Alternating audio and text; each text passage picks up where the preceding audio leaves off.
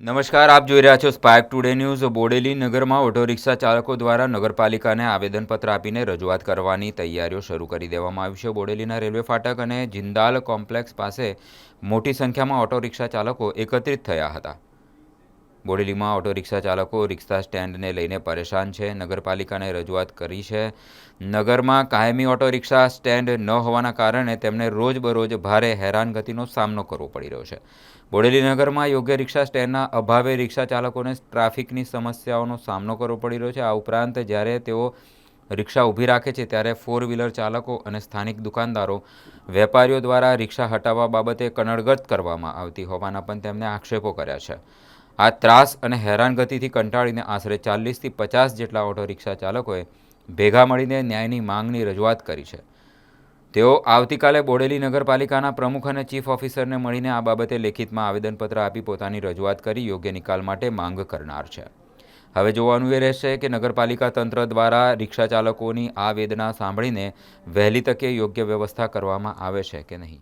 હું દિલાવર મંસૂરી, મારી સાથે વાહિદભાઈ જલાલી, જાવેદભાઈ ખત્રી અને તમામ રિક્ષા ચાલક જે પાછળ દેખાઈ રહ્યા છે એ આજરોજ રેલવે ફાટક બોડેલી છોટાઉદેપુર રેલવે ફાટક છે ત્યાં એકત્રિત થયા છે।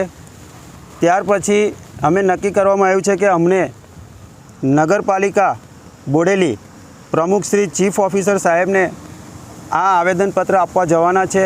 એનું કારણ એ છે કે અમને રિક્ષા સ્ટેન્ડની તકલીફ છે।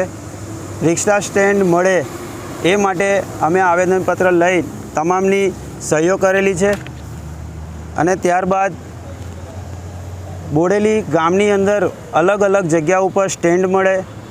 ત્યાર પછી બીજી વસ્તુ કે અમને રિક્ષા ઊભી રાખીએ છીએ, અત્યારે રિક્ષા ઊભી રહી છે પણ વારંવાર અમને ફોર વ્હીલરવાળા દુકાનવાળા હેરાનગતિથી અમે ત્રાસી ગયા છે। ફોર વ્હીલરવાળો આવે છે, એ ભાઈ રિક્ષા હટાય, મારે ગાડી મૂકવી છે, આવી રીતના ઘણી બધી તકલીફો છે।